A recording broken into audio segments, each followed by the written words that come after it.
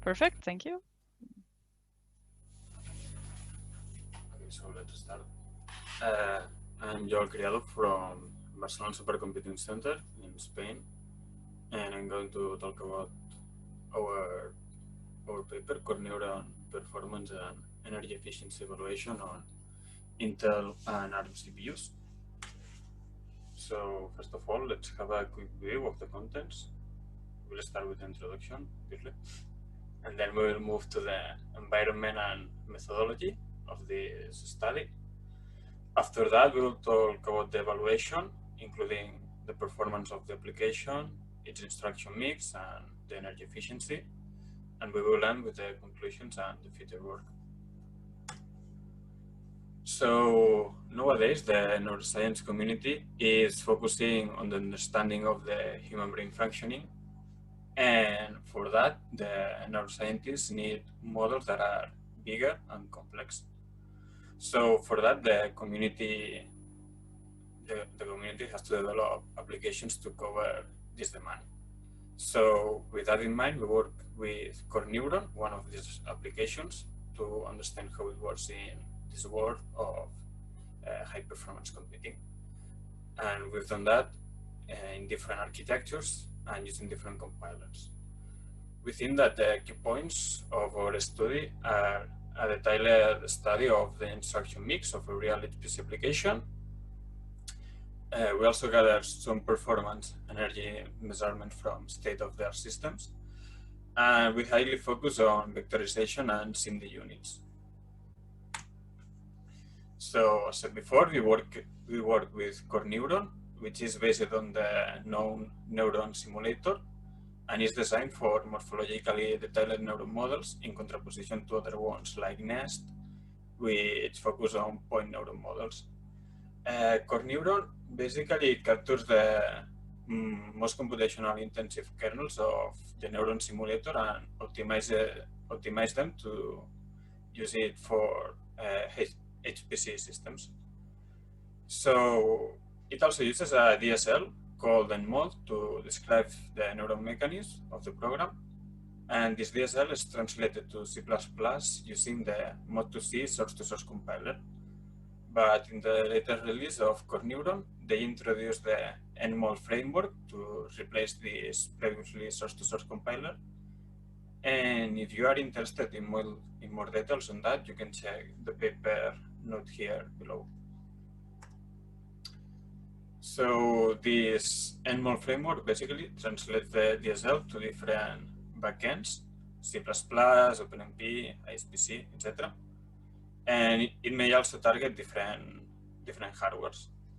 In our case, we focus on ARM and x86 hardwares as our target. And for our backend, we focus on the IEEPC, which is the Intel SPMD program compiler backend. And it's designed to target vectorization specifically, well, the SIMD units of each architecture. And it allows us to optimize the code, basically. So, as I said before, we work with two different architectures. The one of ThunderX2 is our ARC cluster, which features Marvel ThunderX2 CPUs. And Mare Nostrum 4 is our Intel cluster, which features Intel 86 Skylake CPUs. We use it as our input, a synthetic model consisting of multiple ring network of branching neurons, widely known as the ring test for CoreNEURON. And we perform different comparisons. So different hardware, RB8 versus x86, different compilers, the generic one, GCC, versus the vendor-specific, Intel and ARM HPC. And for the domain of application, using the IEEPC backend or not using it to vectorize the code. And as I said before, the study specifically targets vectorization mainly. So for that, we just gather the metrics for the most compute-intensive kernels, which account for like 90% of the execution time and are highly vectorized. Okay, now let's move to the evaluation of the study. So now we will show different metrics, different graphics. For each of them, blue colors will account for Intel executions, green color for ARM executions. The dark ones will be without ISPC, and light colors will be for ISPC usage. So let's start with the time and IPC. So in x86, the ISPC usage improves the performance just when we use GCC, as you may see here. And then the other three combinations achieve the same performance. And this was expected, as the developers of CoreNEURON had detected this before. But interestingly enough, if we look into the APC, we see different values for each of this scenario, although they have the same execution time. For the ARM executions, you may see that the usage of ISPC improves the performance for both of them. And generally, the ISPC versions have a lower APC than the no ISPC ones. But as you may note, the execution time sometimes is the same. So to better understand these metrics, we look to the instructions and the cycles of the program. So first of all, the cycles show a similar behavior. The figure has nearly the same as the execution time seen before. So this indicates that there's no variation in the frequency of the clusters. And then if we focus into the instructions, when using the ISPC, the number of instructions is similar for every architecture. So these like ones here and these ones like here are pretty similar. And the most impacting thing is that ISPC is able to drastically reduce the total number of instructions in each scenario. So now let's look into the instruction mix. So which type of instruction executes the program, and let's start with the ARM cluster. So here we have both compilers, above GCC, below ARM-HPC. So without ISPC, as you may see, the program doesn't issue vectorial instructions at all, just a little bit of them here, but below 0.1%. But when we activate the ISPC backend, it goes to more than 50% instructions, and most of them are floating point instructions here that become vectorial when using the ISPC, and the percentage of floating point instructions is drastically reduced. And for the total number of instructions, so as seen before, with GCC, we are able to reduce the total number of instructions by a factor of 3, and with ARM-HPC by a factor of 2.